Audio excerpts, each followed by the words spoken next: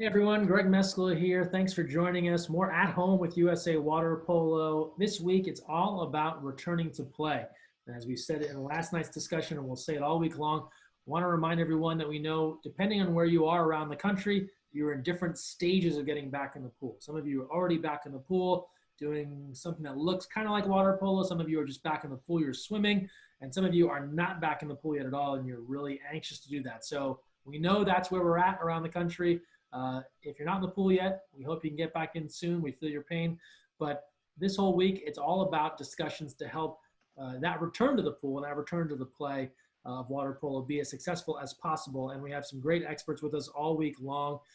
The rest of the week here, some great folks that are affiliated with Hoag Orthopedic Institute joining us.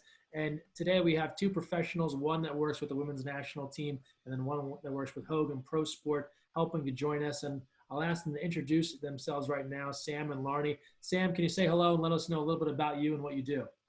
Hi, everyone. I'm Samantha Baumler. I'm a physical therapist and the clinic director at ProSport Physical Therapy. We are currently in the Costa Mesa, Newport Beach location.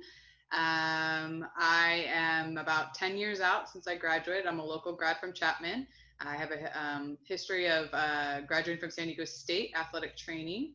I've also worked with many U.S. water polo players, water sport in general, but also have a lot of other sports on our background, being a sport clinic. We are one of 7 local clinics. And yes, we are partners with Hoag, which we're so excited to be a part of. Excellent. Appreciate you being here. And Of course. Larnie, a Team USA fan, will know you well from the sidelines. Tell us about yourself. Yeah. Hi, everyone. Thanks for inviting me to the discussion here. I serve as the sports medicine manager, athletic trainer for the USA Women's Water Polo team. Have served in this position for almost 5 years now, and my basic role is to help facilitate and manage the care of our national team athletes on their day-to-day training when they're with us and when they're not, and working in collaboration with all multidisciplinary healthcare providers, including ProSport. We've had some athletes go there, and thankful for their support and their care for our athletes. And I feel fortunate to be able to be a part of the team behind the team, and that supports our athletes in their health care. Excellent. Good stuff. Thank you both for being here. And again, if you're watching live on Facebook right now, feel free to throw some questions, comments there, and we'll try to address them as best we can. Also, keep in mind, check our schedule for at home. There are a lot of other conversations coming up that might better suit the question that you have, or you can watch what we did yesterday as well, as it pertained to how areas are returning to play when it comes to a big picture health and safety officials, pools opening, that sort of thing. But for starters, Samantha, I'll start with you. And I know a lot of people are wanting to get back in. They want to be safe about what they're doing. They don't want to get injured. You're hearing a lot about that, right? From the NBA on down. Everyone wants to start playing again, but they haven't been doing their sport. They want to do it well and not get injured. I know you've assembled some different workouts and things you've put together. What are a few examples maybe you can share with us of things people can do that can kind of help that transition along? So I think the biggest thing for what we're seeing right now, most people, it doesn't matter if they're athletes, but obviously that's our topic. But the biggest factor that everyone has been having a hard time with is we're not doing what we normally do. Doesn't matter what age you are. I could tell you right now, all day long, I get patients back in saying they're more stiff, they're more tight. They feel out of shape because even just going to school and going to and from places, going and hanging out with friends, that gets them active, that gets them moving, helps boost a lot of your muscles to kind of stay active. And people aren't doing that. I'm hearing a lot of these kids, no matter the age, are sitting at home and happen to be in front of TV screens a little bit more, and probably whatever they choose to partake in, probably sitting with their Zoom classes, no matter the age. And so stiffness is probably the number one thing I worry about at this rate due to COVID, we'll say. And then secondary would be the loss of strength, the inability to attend gyms and get together with their teams and practice their skill set. As we know, swimming, water polo in general tends to be a heavy, repetitive sport, right? If you don't keep up with it, you lose your endurance, you lose your strength. So some of the factors that I'm looking for when I have someone and discussing about back to sport would be reestablishing a baseline program for flexibility, whether it be upper body and lower body, which is just as important, if not more important for water polo, because we know those legs are moving so fast and they got to be so strong.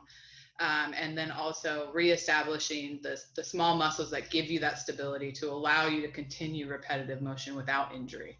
I think a lot of sports right now are probably going to try to push their season into a smaller space, meaning you're going to compete sooner and you're going to have shorter seasons, and so you don't have that ability to prep as much.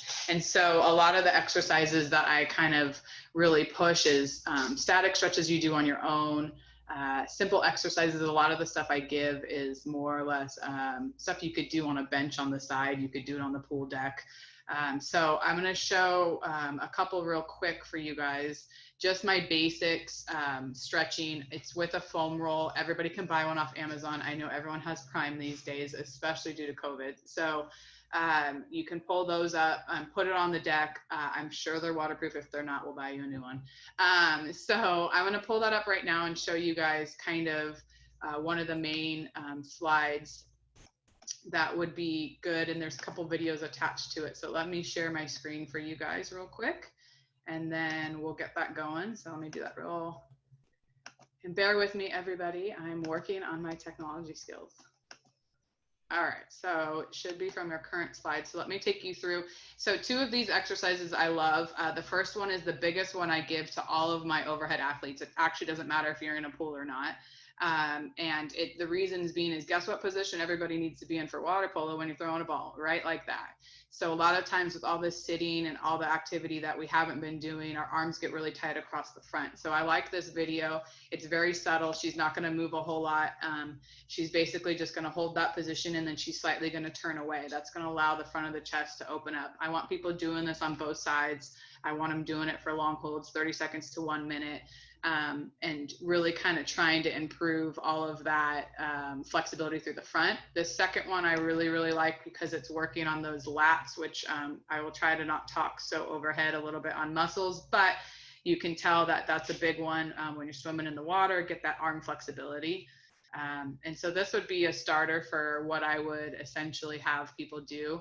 The next slide, once I go through these two videos, is a big one, just laying on that foam roll, working through opening up the chest, opening up the spine. These are things that people, in my opinion, should be doing every day if they play any type of sport, but specifically for water sports, because you get so tight through the front of your chest. This is what's going to allow you to open up all that stiffness you've gotten from not doing anything and really get you to kind of be ready to push forward on the repetitive swimming motion. Maybe it's throwing repetitively, all that kind of stuff. And this could be done any age. It doesn't matter what age you are, you can get tight. And it's definitely one of those ones that is safe for everybody. That's my biggest thing with all the stuff I'm going to give. If I give any suggestions, safety first and pain-free. If anybody has pain, you shouldn't be doing it. Let's bottom line it. Go talk to Larnie, go talk to your people. I'm not okay with pain. Pain is not okay. Unless you're like dying from swimming. I'm okay with that because that means you're out of shape. But other than that, that would be my recommendation. And this last one is more like a snow angel type, where you're working through, going through range of motion. It's all on reps. It's not necessarily, you go to the beat of what's comfortable. So those would be my recommendations for flexibility. And that would be something that I think is safe for everybody to essentially be doing, to answer your question in a long format. I have a million more, so no, that's great. That's great. And you know, those look really, to your point, there's no excuse. Those look fairly simple, kind of comfortable. I mean, and the one you're laying down, so that seems like it's not too bad. We can all do that quite easily. Just close your eyes. That's right. You get to lay down, people. That is what I told you. Exactly. That's how you'll be able to stay a little bit more flexible. Stretching is key. As someone who's getting older, we can all attest to this.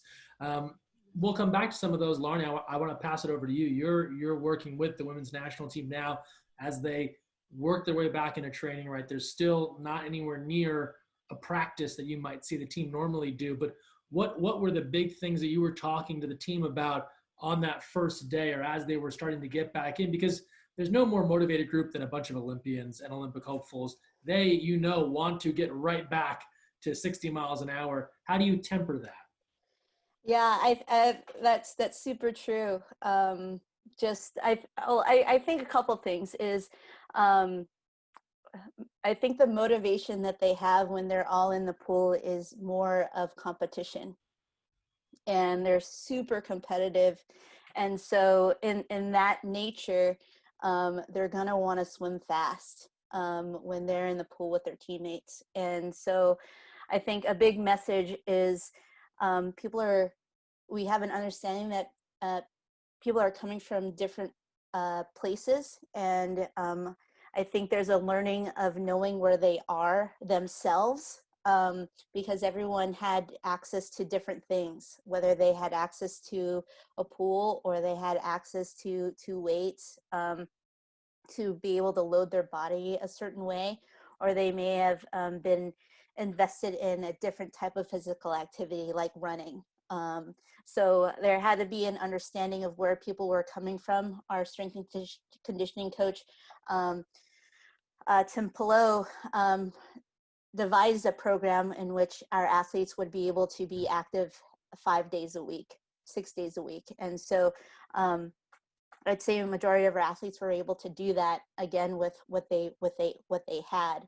But in coming back in the water, I think the water fitness that they may feel was going to be quite different. So the message to them is know where you are, and you, coach might give them an interval, but know where your interval is in that moment, because you will get to where your pace was back before our hiatus started. And so the big message is to kind of be patient with themselves into being back where they were. There's this example, I think you were there when we went to Texas, and there's this really good barbecue place called the Heart 8. Yes. And man, I love brisket, I love ribs, and they slow cook everything. That's why it's so good. And that's our message to our athletes is we're in the slow cooker. And because one, we know that there is a loss of muscle that Sam had mentioned. There is a slight loss of fitness and endurance. And so, but we need to slow cook this, because we know that the Olympics has been postponed. It's hard for our athletes to be motivated knowing that it's so far away, and there's a lot of uncertainty of where things will be, whether when we will play a game again. So the focus is more on just getting back into our mechanics, especially in the weight room. We're not doing anything heavy. That baseline program Sam had mentioned, that's kind of what we're doing, with the exception that we have an opportunity to load them differently, in which is what they haven't been able to do at home. So that's a difference from what our training is now, and be able to just, again, kind of pull the reins and make sure they understand what their body is doing, and being aware of that. You bring up a really good point there. And as you're talking, I was thinking about, well, the high level athlete that is training for the Olympics, or maybe it's one that goes to pro sport, they have maybe a better sense of their body, right? Especially at the Olympic level, they've spent a lot of time learning what their body responds to and what it doesn't, right? What they eat, how they work out. I think about the average 15-year-old that is excited to get back and play, and they do not know how to go through a checklist of how they feel and what they've been doing in comparison to what they normally do. Larnie, is there a general, and Sam, if you have thoughts on this as well, but I'll start with Larnie. Is there a general checklist the average athlete who's a high school club kid could say to themselves, like, oh, how do I assess where I'm at, what I've been doing, and where I need to go at an appropriate pace? Yeah, sometimes I think at that age, it's a bit of a trial and error. That they have to, when they put that ball in their hand, they're super excited, and this isn't any different from our national team athletes. Is they're ready to shoot, and they want to shoot because it's something they haven't done in a while, and to feel it the next day is kind of that message, that okay, that was, we need to pay attention of our level of intensity and be able to grow into that. And fortunately, youth always have their age on their side, and they can recover quickly, and sometimes it's taken for granted. But I think within that trial and error, I think when the questions are asked like, whoa, I'm really sore, that I hurt today, when I do that motion, those are learning moments. Sam, anything to add to that, just from the athletes you're talking with and kind of how they can assess themselves appropriately? Yeah, it's interesting she says that. I totally agree. I think, you know, when you prepare for something, you kind of know the expectation and the outcome. Right now, everybody's trying to prepare for what they think they know, but they really don't know because they can't test it out, right? And so when I get someone to that point, whether they were in rehabilitative state or just talking to me in general about what they want to do, I usually kind of just say, well, why don't you try it? Right? I mean, worst case scenario is if you have pain, you're going to stop. I mean, I would hope. National level, they're not going to stop, and that's us to fix them. Let's just be honest. That's the way they push. That's what got them there. But I don't recommend it. But if they're, say, our 15-year-old we're talking about, they're going to go out there and they're going to realize it doesn't feel as good as it once did. And so that's also not only our job, but also Larnie's job to kind of say, okay, great, you didn't feel as good as you wanted. So maybe next time, and Larnie and I talked about this a little bit before coming on today, dialing back your effort. You can go in and swim 5 days a week, but you don't have to swim at 100%, right? If your effort is 50 to 60 to start, maybe you're not 5 days a week, maybe you're 3 days a week. And maybe at that point, you're doing dry land training in the morning, depending on the team, because you can't get in the pool but 3 times because those are the regulations of COVID or the school or whatever it may be. You can play with all of that. But the biggest thing I would recommend is just try. You go and see how it feels. If it doesn't feel right, it's not right. And you can listen. I don't care what age you are. If it sucks and it hurts, and if it's not right.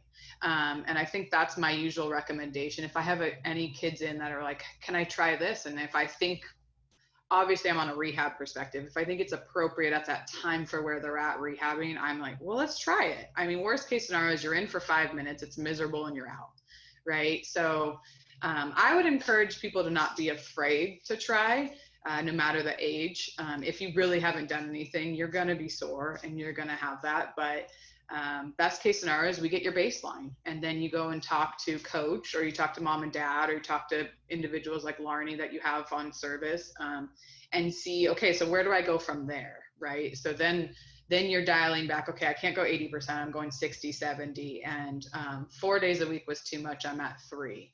I have access to 3, I'm going to push and push and push as you go week to week, not day to day. And that's what she was saying, is you never really, you don't know what anyone has access to right now. And so if you're starting from scratch, start from scratch. If you're a month in, jump in and think where you're at and just kind of feel it.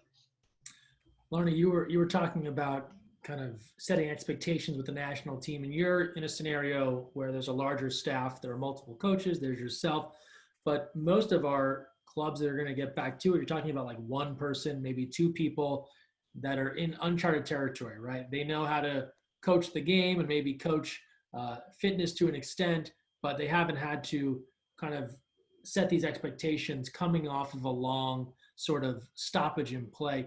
Just in your area and your expertise, how important is it for coaches, even though this isn't necessarily their area typically, but how important is it for them to be, because they're the ones the kids are going to listen to, how important is it for them to kind of set appropriate expectations, the way you were talking about how you're not going to be where you were right away, and how this is the slow cooker of water polo and it's not immediate instant results? Yeah, I think I think having those conversations, and setting And I think it's almost a pressure release off of the athlete as well, to let them know, like, um, I guess I'll caveat in this way in saying, like, we always talk about the end in mind, and knowing like where we want to be, and working backwards. And at this point, we don't really know what that is. But if they do know that, or if they know that this is where we do have access in the summer, in a summer program, is to be able to, as a coach, to be able to map that out and to be able to communicate that with their athletes and from where they are, so that they in their mind have an understanding of that. Yes, this is where we are. We're functioning at 50%, and in 2 weeks we're going to function at maybe 30% of intensity and in volume, and then at 6 weeks we're going to function at 20%, and then in another 2-3 weeks we're going to function at 10% of our peak volume. And but at any point in having that plan as a coach, you're able to scale in or scale back. And so I think that communication with the athlete, or with the coaches with their athletes, and sharing a plan and those expectations is helpful for everyone all around.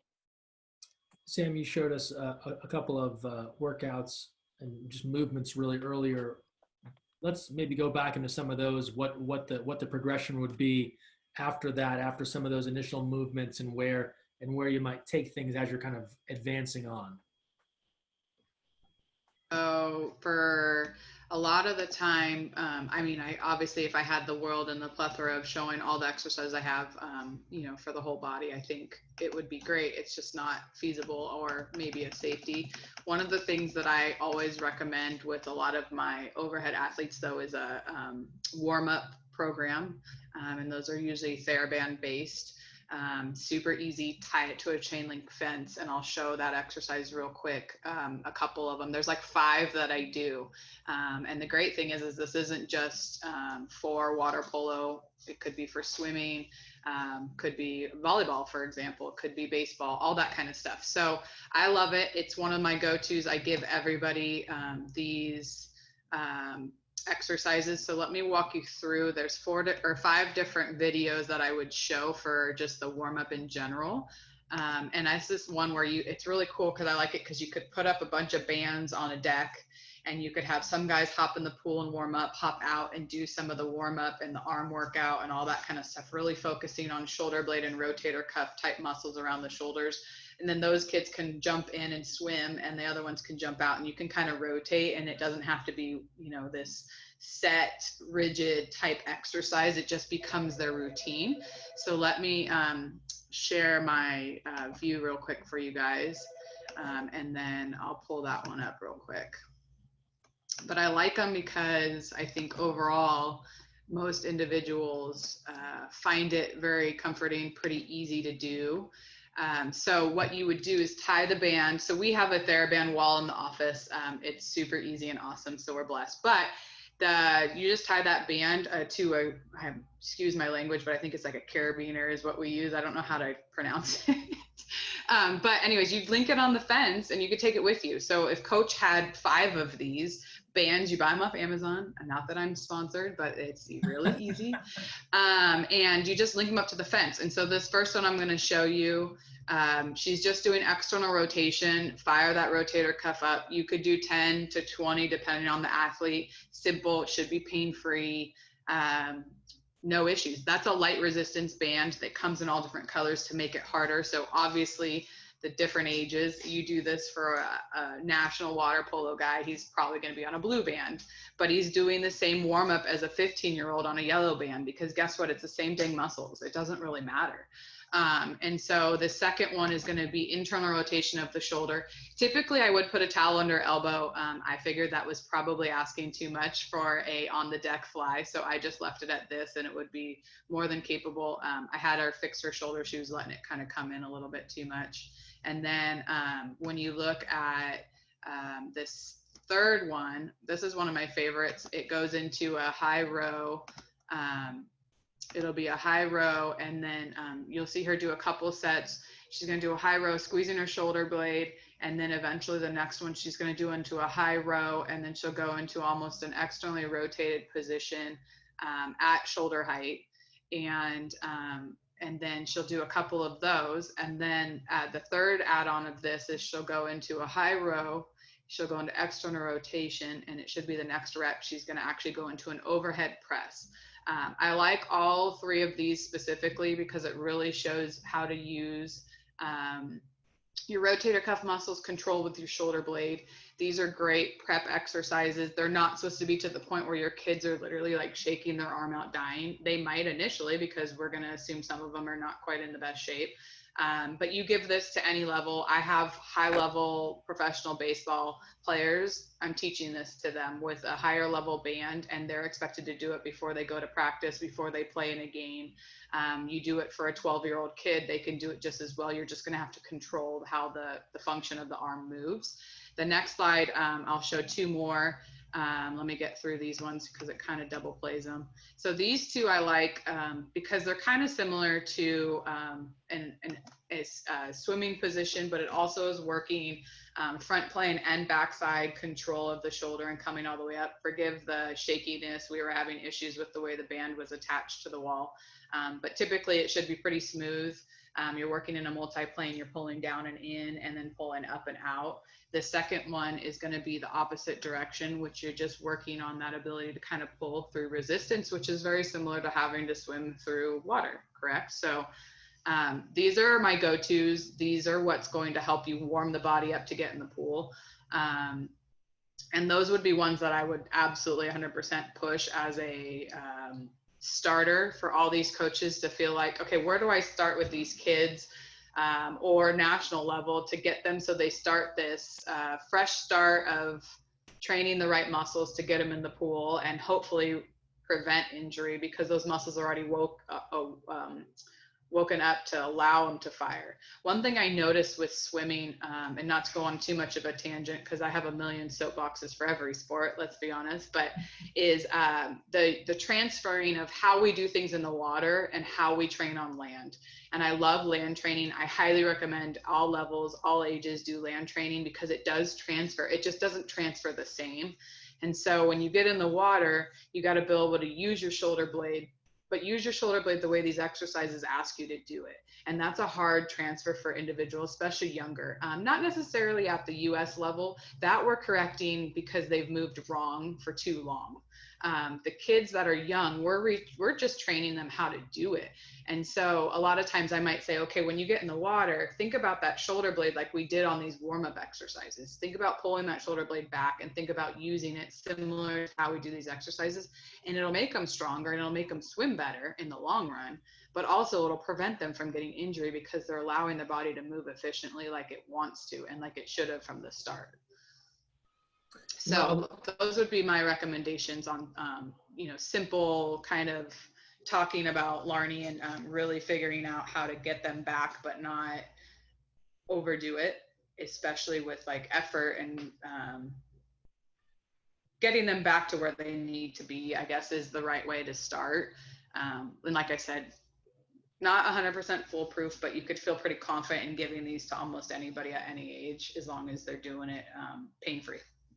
Well, and just to follow up on those, I thought those are all easy to follow workouts. And if you're just joining us here, we're talking about kind of a healthy return to play. So preventative maintenance to make sure you're not getting hurt as you get back in the pool. Everyone's waited so long. The last thing you want is to be injured. Talking with Samantha Baumler from ProSport and Larnie Boquiren from the women's national team. Samantha, on those things that you shared, those look like things that would be good in any season, right? So whether you're coming off of a long layoff due to COVID or just getting ready for your next game, is the big difference going to be what sort of kind of, I guess, fatigue or tension you feel based off of how ready you are when you go through those workouts? That's a great question. I think all all of these exercises I've shown so far, if someone were to want to reference back and look at them, you could do these throughout the whole season. And that's different than what Larnie was kind of talking about a little bit about building the strength in the performance training, and building and pushing for heavier weight, maybe depending on the age bracket. That is different, right? These ones you can do all the time. I always recommend do it before every time you practice, do it before every time you play. In a game, because that's going to set your body up to know that these muscles need to be working and this needs to be the function of the shoulders, versus, right, if we're talking, and somewhat out of my scope, but the small degree I feel comfortable talking about, when you're performance training, right, you're going to change how you do that per the season, right? You're going to lift heavier preseason, hopefully, and build your strength. Then during season, you'll probably dial it back to some degree to allow your ability to swim more and account for not causing injury, and you're not really trying to work for performance because you should have already trained for that. And then post, you're actually working on kind of just keeping the body going and moving. These can be done throughout the whole season because of that. They're not high volume. You could do high rep, but they're not high power or anything like that. It's just simple, fire the right muscles and get them going. That's excellent advice and stuff. Like you said, there's not a lot of equipment there to purchase, right? Talking about a couple of bands, yeah. You know, on Amazon, but no, I'm kidding. But you can tie into a fence or a wall, right, and make them work. Larnie, one of the big things we've heard from water polo athletes over these last 3 months is for the ones that have not had access to a pool, they are concerned not only about their swimming, but especially about their legs. Water polo is such a leg dominant sport. Egg beatering, obviously the way that this works in water polo, that what propels you above the surface. All of our fans know that. I'm curious, the athletes that have come back to Team USA, the ones that did not have as much pool access, so that we can kind of give some guidance to these athletes that are fearful of getting back in the pool because their fitness isn't there. What are some of the things that the Team USA athletes have worked on to try and help rebuild their legs? Is it as simple as just getting back in the pool and treading for a long time, or are there other things that people can do to help ease the transition back into heavy leg usage? Yeah, I think there's two things. One is I'll speak to just, in the water is taking it slow, understanding where your volume is. I've from our athletes, egg beating is one of those movements that can, if you've been away from it for a while, the range of motion that it asks of you, the stress that it can create on the inside part of your knee, and not allowing the time, or just, again, slow cooking it to that increase of volume, can be discomforting, or your body will certainly feel it, like that stiffness that Sam had alluded to earlier when she talked about foam rolling and things like that. And so I think understanding that part of the in the water is giving yourself the grace to build that movement in the water. And two, I guess the learning piece of that is how is your body going to respond to that? So some things that I know in some patterns of our athletes is that their hips are going to feel, especially on the side of their hips, the muscle called the TFL is going to fire up really, really good, or they might feel pain on the inside part of the knee from doing that movement or being away from it for a while. And so one is working on mobility, and that is working on just the amount or the degree in which that hip joint could move within itself, and kind of loosening up that stiffness. So we'll do things like doing some traction with a big band attached to something. I think I did at home with USA Water Polo, in which our athlete had stayed in a figure 4 position while receiving some traction from that band. Two is also just in the same way, and that Sam showed in those shoulder exercises, is I think of the hip as a big shoulder, but in your lower extremity. And so in that same same line as there are hip exercises that can wake up and activate those hip muscles for egg beatering. If there is a feeling of knee pain, I think from what I've learned, it's not so much the knee pain as it's much as your hip that doesn't have the range of motion in getting into a wide base, and that stress of, if there is weakness in that hip, that stress is going to go down to the knee. So Sam, I don't know if you have oh my gosh, you were a girl after my own heart, Larnie. Oh my God, I already pulled them up. I am ready for you. I am so cute. Good segue. So yes. See how that works, Greg? Beautiful. I kind of knew. I'm just gonna head out for some barbecue, and you guys. Yeah, right. Okay, let me pull it up real quick because I didn't get a chance to show the lower extremity stretches that I would recommend, but I am a huge fan of Piriformis stretching, which is your hip, people. And Larnie was talking about being able to put a band around the hips while you're doing a figure four. This is called the figure four. And when you put that band around it, it's going to allow you to be able to stretch. You could put it around this hip, you could put it around this hip. This would be my recommendation because it can kind of help traction the hip like Larnie was talking about. Same thing, all stretches, 30 seconds to a minute total. Do it a couple times, give it time, sit in it. The other one that I would highly recommend, and you can use a band with this, is the half kneel hip flexor stretch. Hip flexors become a huge problem with egg beating because obviously your legs are up high and they're beating around. You're also not really able to kind of relax your hip flexors while you're in the pool doing egg beating. And earlier on in my career, I have a funny story. I really never had a water polo family. We grew up the soccer, the golf, and the baseball type family. And so I had my first water polo athlete. And of course, first real heavy, big name type water polo athlete. We'll leave it at that. And I'm at home Googling egg beating underwater because I was like, what the heck is this? I don't know. Mind you, this was like 10 years ago. And so I've really learned how to develop the proper lower body stuff that people need. And that's figure four is a good one. Hip flexor. On this hip flexor one, like shown on this slide, you can wrap a band from this direction coming out or even the other direction, depending on what leg's down, to really help traction and get a better stretch. Like Larnie was saying, that TFL, although anatomically a muscle no one should care about, it is a big one with egg beating that gets tight, gets overused. You should be technically able to use your hip muscles to help support that, but people overuse their hamstrings. I've seen a lot of hamstring strains when it comes to egg beating. So a lot of this will help open up the hips, which will allow you to get into those positions to use those muscles functionally. And then also limit the stiffness like Larnie was talking about, and really promoting that return to normal swimming function and underwater type control. The other one I was going to show, and let me pull it up real quick because I think it's a good one.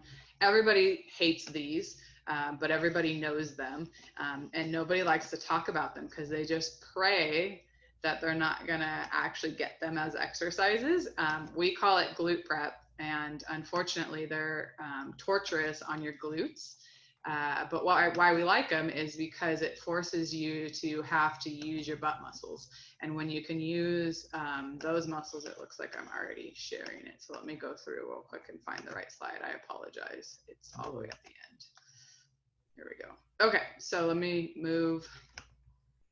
So when you're looking at glute prep, this first slide, the far one on the left, the key is in a close. This is why I like dry land. So, right, you're thinking, why is this important? She's on land. She's not in the water. But guess what position that's very similar? If you're doing egg beating, you've got to be able to use your butt muscles in this position, right? And we all know that underwater, it doesn't look this pretty. We know it's not as pretty, but you're in the same position. So you should be able to use those hip muscles to identify. The bands add another extra resistance. I don't need to tell you where to buy those. I think we all know where I'm going with that. But being able to fire your butt muscles in this position, you do one leg at a time. You can do both legs at a time as shown right here. And then the second one I love because it really allows you to stabilize one leg and step back.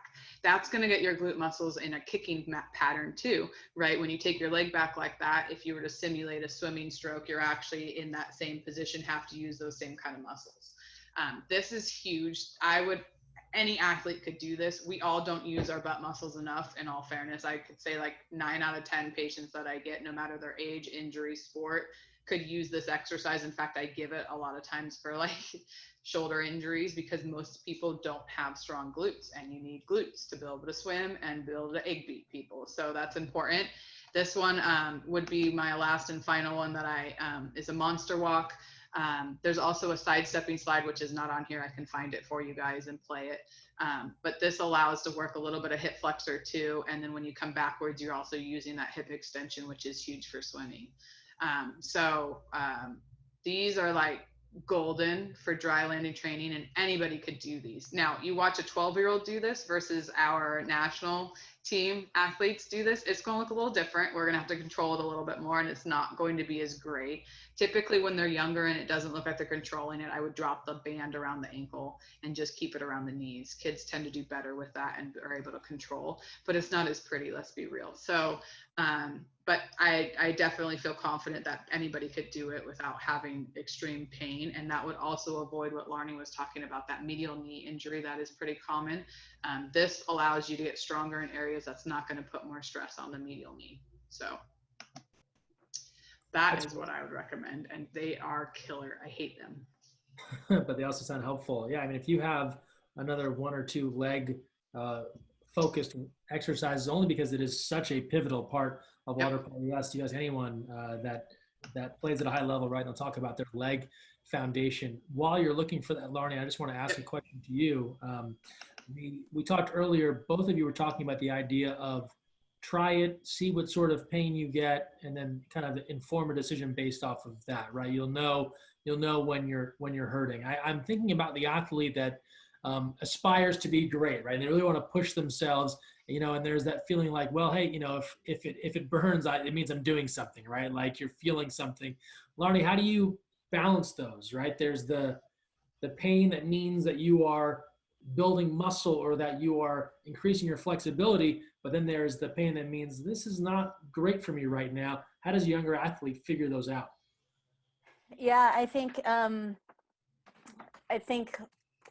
understanding the difference between a soreness and a pain. And so I think of when, and this is, I worked in a K through 12 school as a physical education teacher for 9 years, and it's always really interesting. And this classic story of like, an athlete might they love like the bicep curls, and they're just like, oh, boom, boom, boom, boom, boom, boom, building up, doing bicep curls. And then they come in and they're like, I can't straighten my arms. I can't, it's just, I think I'm broken. And it's just like, you're okay. You're not broken, that you're going through a delayed onset of muscle soreness. And so here's some stretching, here's working the tissue a little bit, and that range of motion should improve. So lesson learned there, you don't have to do 100 biceps curls for your arms to get into where they just don't want to move anymore.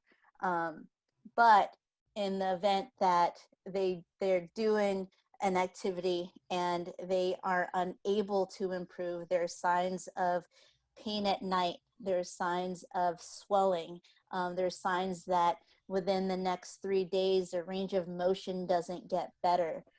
Those are indicators or flags of, well, did I do an injury? Did I injure myself in doing that activity?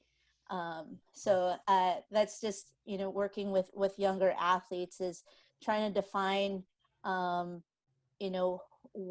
what soreness and pain is. And I think as clinicians, not being assuming either that they know that difference. And I think our roles as clinicians and healthcare providers are always in good intention of educating, and not only themselves, but also their families or their parents and their coaches of what that is. also. Excellent. No, very, very helpful advice there to kind of distinguish between the two. And then let's swing it back over to Sam as you were working to pull up some other leg work. Yeah, to touch off what Larnie was just saying, I think that is probably the hardest misconception, is that pain is going to get you further. And I think identifying the difference between pain and soreness, and at a younger age, it's definitely harder. And I think that's, sometimes they'll do a pain rating. You go to the doctor's office and they have the happy face and the unhappy face. And it's like, really, like, what does that tell you? Probably nothing, but some people conceptualize the visuality of that and it makes sense. And so I think if a parent were to be listening, I would say, get to know your child and how they feel. When your kid fell when they were little and they screamed and cried, they know what pain is.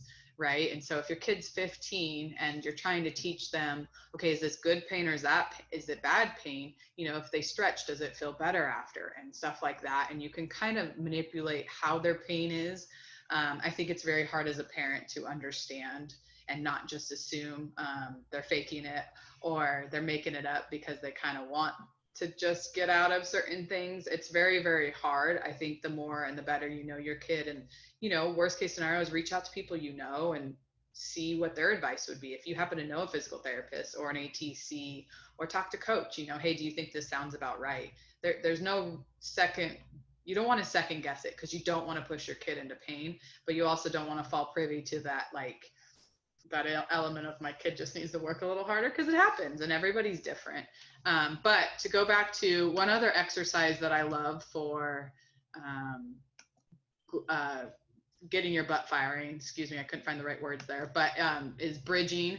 And so one of the things that I really, really enjoy is changing it up to make it harder. So it's simple. It's nothing big. It's no news to any high level athlete.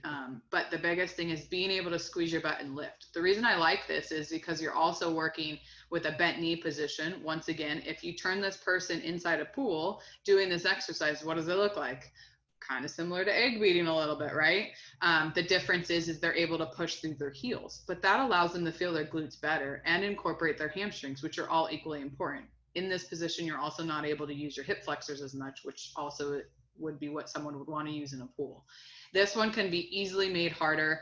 You could have them bridge up just like she is. When she bridges up, you can lift one leg up and almost turn it into a march. When she comes back down, you could have them extend one leg and bridge up with one leg only. You could have them do one leg up and lift the other leg up at the same time. There's so many variations to a bridge, and you can make it as hard as need to be. You could put a band around their knees, which is going to reinforce more of that butt firing. So simple, easy to do on a deck. And this is the type of stuff that people overlook, because it's not with a barbell and you can't load it with weights. And it seems like it's not very manly. I'll be honest, most of these kids would be like, that's what my mom does in yoga, right? But well, guess what? Mom's doing something right. So that's one of the things that I would recommend, is like really understanding the basics of the right movement patterns and why it could transfer and why it could be important.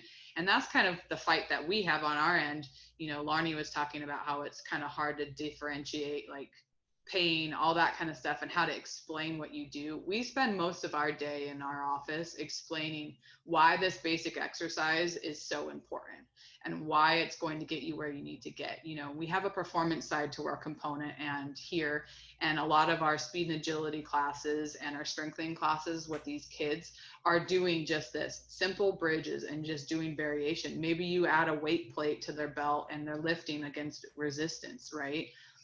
You see professional NFL players putting a full bar across themselves and doing a bridge up like this. There's so many different ways to do it, but if you teach the basics and build on that, the foundation acts at, 6 weeks to 3 months down the road, like we were talking about, that effort, it could build into what you need it to be continuing and safe, right? So, I don't like to show such simple things because it's not flashy and it's not cool. But guess what? The reality of it is that's one of the best exercises you could do to get your butt firing and to teach someone how to properly move and protect their spine. Because as we know, spine injuries is a huge one for water polo, right? So my recommendation on that is absolutely 100%. Don't shy away from the simple exercises. Just add to them if it doesn't feel like it's challenging enough for your athlete. And don't be afraid to do the basics, because guess what? The basics is what's going to get them to a successful season and a successful injury-free season, which is the whole point of this, you know? Really, really good stuff from both of you. For those that have joined here, if you know someone that might want to watch this, please pass them the link. We'll share it on our YouTube page as well. So a lot of, as Sam said, it may not be the flashiest thing.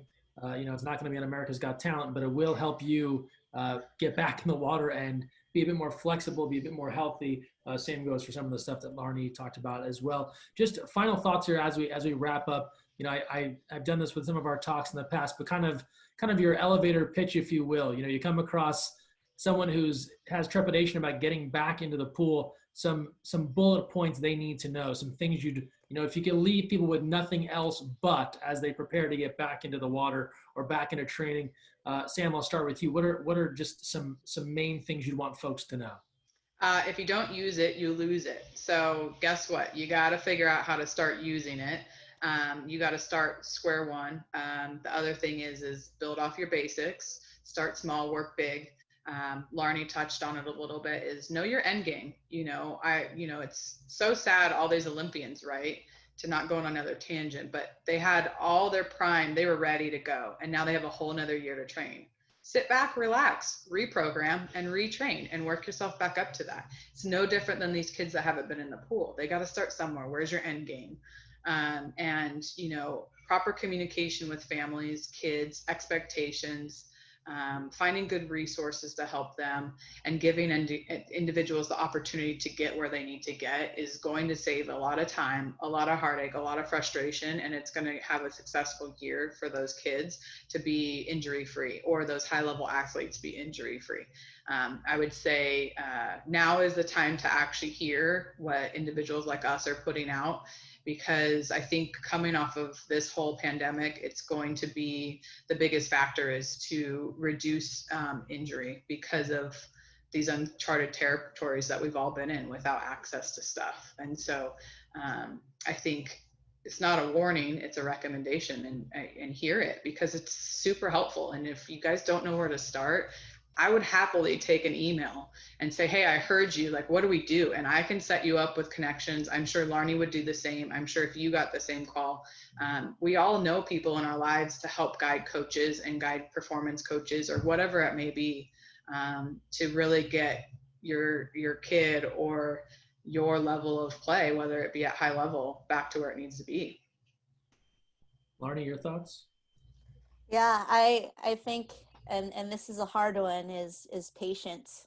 And I think we, in the whole grand scheme of thing, in all things, it's about patience and allowing ourselves to grow in the whole process again. But at the same time, I think the time is a blessing, and we can't forget that.